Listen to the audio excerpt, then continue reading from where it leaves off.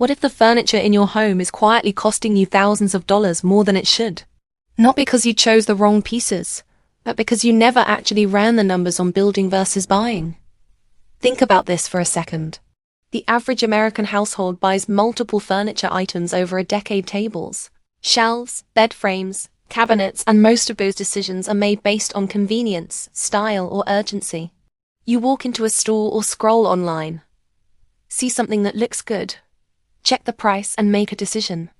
But here's the question almost nobody asks. What would this cost me if I built it myself? And how does that compare when I factor in my time? Because once you start asking that question, things get very interesting. Right now, furniture prices in the United States vary wildly depending on category and quality. A dining table might cost $250 at the low end, $800 in the mid-range, and well over $2,000 for a premium solid wood version. But what most people don't realize is that the material cost for a solid wood table often sits between $150 and $300 depending on the type of wood you choose. So here's the first question to think about. If the materials cost $200, why are people paying $800 or even $2,000 for the same type of table? The answer is labor, branding, shipping, retail markup, and convenience. Now let's run the numbers honestly, because this is where the comparison becomes real. Imagine you decide to build your own dining table. You spend $250 on materials. It takes you about 10 to 15 hours if you're relatively new, maybe less if you have experience. Now here's the key question. What is your time worth? In the US, the average hourly wage hovers around $25 to $30, depending on the source and region. So if we assign a value of $25 per hour, that means your time investment is roughly $250 to $375. Add that to your material cost, and your true cost to build the table lands somewhere between $500 and $625. Now compare that to buying. At the budget level, you might find something cheaper, but it's often made from particle board or veneer, with a much shorter lifespan. At the mid-range, you're looking at around $800 for something decent. At the premium level, easily $2,000 or more for solid wood craftsmanship. So here's the question. Did you actually save money by building? At first glance, maybe a couple $100 compared to mid-range, and a lot compared to premium, but not much compared to budget options. So why do so many people still choose to build? Because the story doesn't end at the purchase price. Let me ask you something. How long do you expect a cheap dining table to last?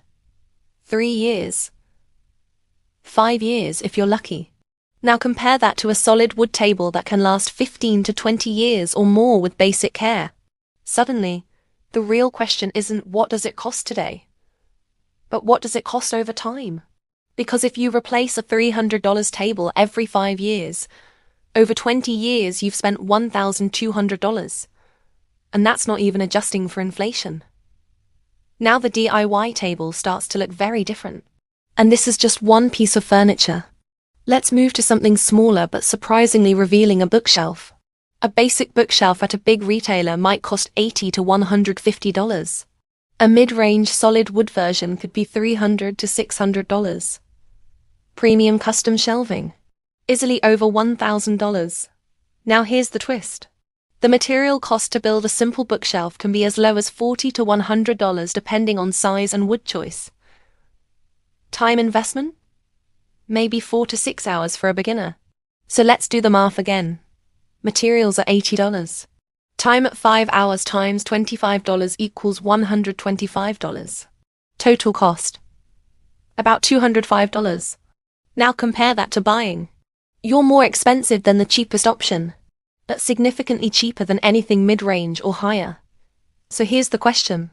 Why do so many people still buy the cheapest option? Because they're optimizing for upfront cost, not long-term value. And this is where most furniture decisions quietly go wrong. Now let's step into a bigger category: a bed frame. This is where the financial gap can become dramatic. A basic metal bed frame might cost $100 to $200. A mid-range wooden frame, $500 to $1,000. A high-end solid wood bed, $1,500 to $3,000 or more. But what about building? Material costs for a sturdy wooden bed frame can fall between $150 and $400, depending on design and wood type. Time investment might be 8 to 12 hours. So again, let's calculate. Materials at $300. Time at 10 hours equals $250. Total cost, around $550. Now here's the question. What did you actually get for that $550? A custom, solid wood bed frame that competes with products selling for over $1,500. This is where DIY starts to pull ahead. But not always. Because now we need to talk about something most people ignore completely: complexity. Not every piece of furniture is equally easy to build. And not every project delivers the same financial return.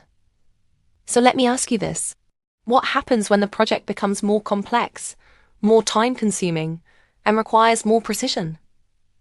Does DIY still make financial sense? Let's take an outdoor bench as an example. Retail price might be $150 for a basic version, $400 for a higher quality one. Materials to build it yourself, around $70 to $150. Time investment? Maybe 4 to 8 hours. So once again, you're not saving much compared to the cheapest option, but you're beating mid-range and premium options comfortably. But now we're starting to see a pattern. DIY tends to win financially when you compare it to higher quality retail products, not the cheapest ones. So the real question becomes, what level of quality are you comparing against? Because if you're comparing DIY to the cheapest furniture available, you might not save much money. But if you're comparing it to furniture that actually lasts, the numbers shift dramatically. And this brings us to one of the most misunderstood categories of all: kitchen cabinets. This is where things get serious. Buying kitchen cabinets can easily cost anywhere from $3,000 to $15,000, or more, depending on size and quality. Custom cabinets, even higher.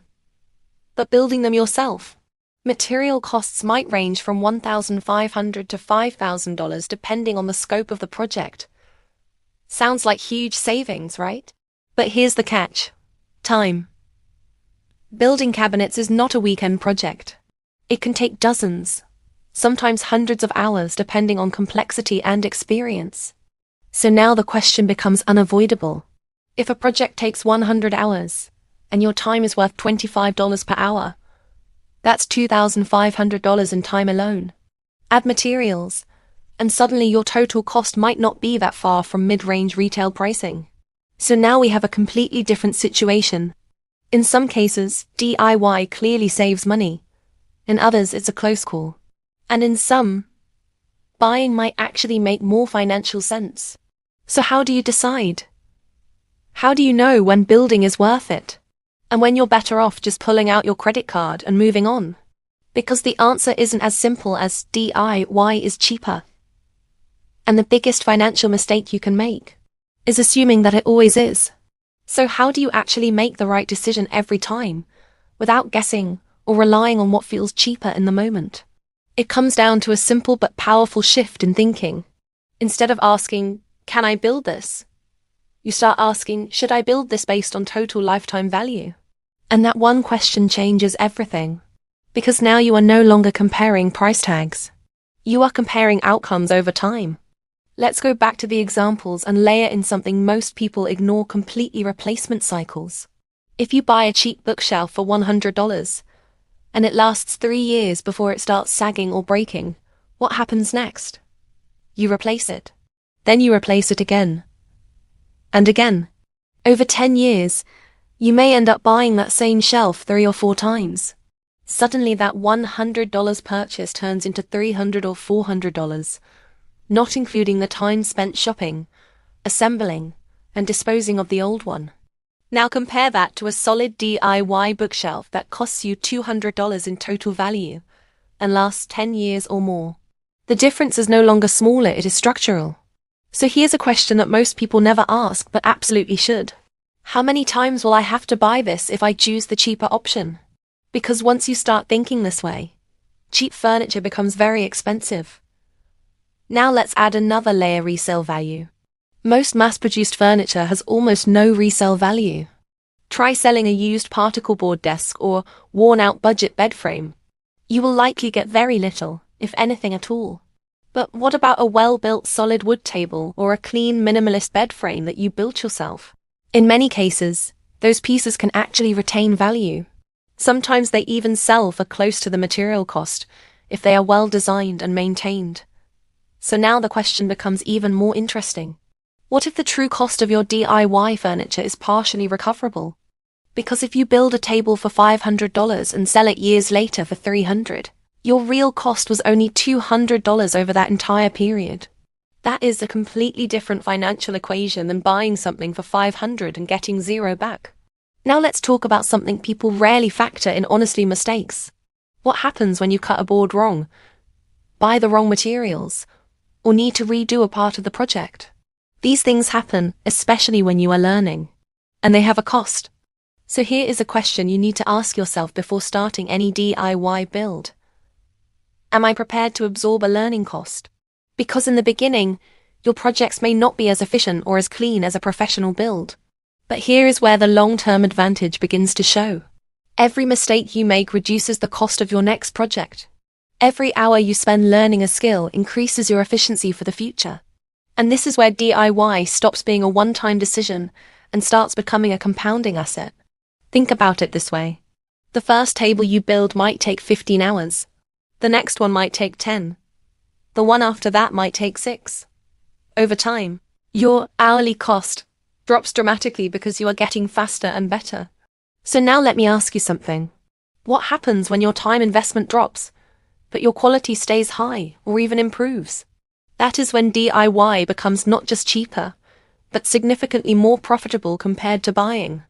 And this leads to one of the most important insights in this entire discussion. DIY is not just about saving money on one piece of furniture. It is about building a skill set that changes the cost structure of everything you own going forward. Now let's bring everything together into a simple decision framework that you can actually use in real life. First, consider complexity. Is the project simple enough that you can complete it efficiently? Or is it highly technical and time-intensive? Simpler projects like shelves, benches, and basic tables tend to deliver strong financial returns. Second, evaluate your time honestly. Not what you hope it will take, but what it will likely take based on your experience level. Then assign a realistic hourly value to that time. Third, compare against the right category. Are you comparing your DIY build to the cheapest possible option, or to a similar level of quality? Because this is where most comparisons become misleading. Fourth, think long-term. How long will the piece last? And how many times would you need to replace a cheaper alternative? And finally, consider skill growth. Will this project make future builds faster and more cost-effective? When you start using this framework, something interesting happens. You stop making impulsive furniture decisions and start making strategic ones. You might decide to build your dining table and bed frame because the long-term savings are strong. But you might choose to buy kitchen cabinets because the time investment is too high for your current situation. And that is the real goal: not to build everything, but to make smarter decisions. Now let me leave you with one final question. If every furniture decision you make over the next 10 years followed this framework, how much money would you actually save? For most households, the answer is not a few $100s. It is not even a few thousand. It is very likely tens of thousands of dollars over time. And more importantly, you gain something that money alone cannot buy: control. Control over quality, cost, and the way your home evolves over time. Because at the end of the day, building versus buying is not just a financial decision. It is a mindset shift. And once you start thinking this way, you will never look at furniture the same way again.